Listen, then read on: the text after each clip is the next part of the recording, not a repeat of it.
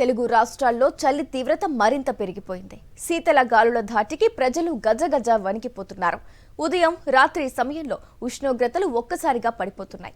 రోజురోజుకు పరిస్థితి మరింత చల్లగా మారుతోంది. దీంతో ప్రజలు ఇబ్బంది పడుతున్నారు. ఇక రాబోయే రోజుల్లో తెలంగాణలో చలి మరింత పెరిగే అవకాశం ఉందని హైదరాబాద్ వాతావరణ కేంద్రం హెచ్చరించింది. సాధారణం కంటే కనిష్ట ఉష్ణోగ్రతలు 2 నుంచి 3 డిగ్రీలు తక్కువగా నమోదవుతాయని అంచనా వేసింది. ఆదిలాబాద్, ఆసిఫాబాద్, మంచిర్యాల, నిర్మల్, సంగారెడ్డి, మెదక్, కామారెడ్డి జిల్లాల్లో చలి ప్రభావం ఎక్కువగా ఉంది.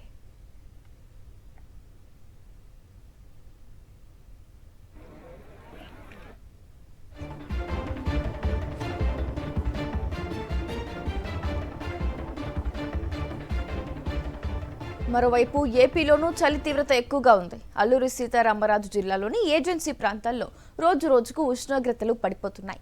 చింతపల్లిలో దట్టమైన పొగ మంచు కురుస్తోంది. మన్యం జిల్లాలోనూ ఇదే మాదిరి పరిస్థితులు ఉండటంతో గిరిజన ప్రజలు గజగజ వణికిపోతున్నారు.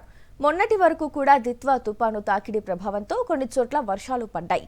తుపాను ప్రభావం పూర్తయిన తరువాత ఏపీ, తెలంగాణలో ఒక్కసారిగా చలి తీవ్రత పెరిగింది. దీనికి తోడు తీవ్రమైన మంచు అధికమైంది.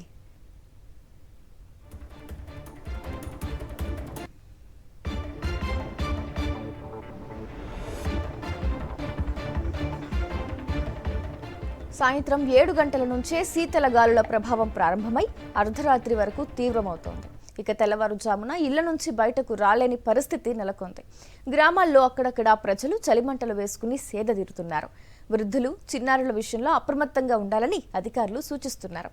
ఇప్పుడే ఈ స్థాయిలో ఉంటే మున్ముందు తీవ్రత మరింత పెరిగే అవకాశం ఉందనే ఆందోళన ప్రజల్లో వ్యక్తమవుతోంది.